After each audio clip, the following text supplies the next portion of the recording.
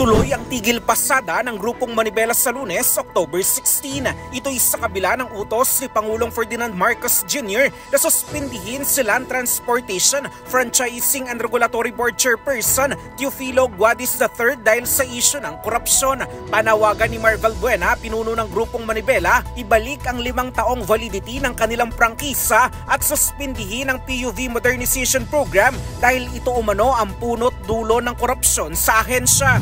Wala kaming nag-gain dito, sir. Sila din ang mag-gain doon sa pagkasuspindi ni Chairman na Guadis. Sigurado ako magpapatuloy yan at mas magiging kampante si DOTR dahil sigurado ako na yung ilalagay nilang tao dyan, ikakampi na nila at mas malaki, baka mas maganda na yung bigayan. Makakapagpa-stop sa amin, yung inihiling po namin na maibalik yung aming prangkisa, na yung PUBMP na yan, yung panggigipit sa amin sa mga deadlines na binibigay. Sabi ko noon, sir, dyan nagsisimula yung korupsyon. Pamimigay ng ruta, pamimigay ng prangkisa, pamimigay ng mga provisional authorities, pagbibigay ng biyahe doon sa mga kung ano-ano pa. Kalokohan talaga yan, sir. Ani Valbuena, nasa 300 ruta ang sasama sa kanilang tigil pasada kung saan sila ay paparada sa LTFRB, DOTR at magpoprograma sa Malacanang para kalampagin ang pamahalaan.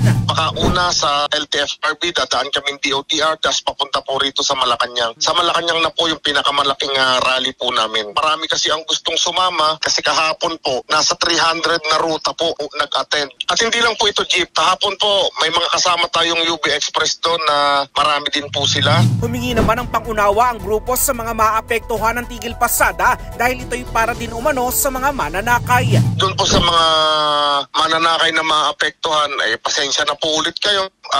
Itong protesta po na to para din po sa inyo. Nakita nyo naman, sunod-sunod na pagtaas po ng pamasahe dahil po sa korupsyon at walang habas na pagtaas ng diesel na hindi po kayang solusyonan ng ating gobyerno. Samantala, hindi kontento ang Manibela sa suspensyon ni Guadis. Ani Valbuena, dapat isama sa suspensyon si Transportation Secretary Jaime Bautista bilang command responsibility. Dahil ang korupsyon anya ay mula sa Regional Division ng LTFRB at umaabot hanggang sa Malacanang at dapat hindi DOTR ang magsagawa ng investigasyon kundi isang independent body. Dapat nagkaroon ng isang independent body na mag-iimbestiga dito kasi mahaba po ito Magmula po dun sa mga regional directors, executive directors, kay chairman, hanggang DOTR po yung corruption na nakalink dito hanggang nga po sa Office of the President sa Malacanang. Tapos sila din sa DOTR ang mag-iimbestiga, Sir Christian. Hindi tao ni Secretary Bautista itong si Chairman Guadis. Malamang, ilalaglag talaga nila to.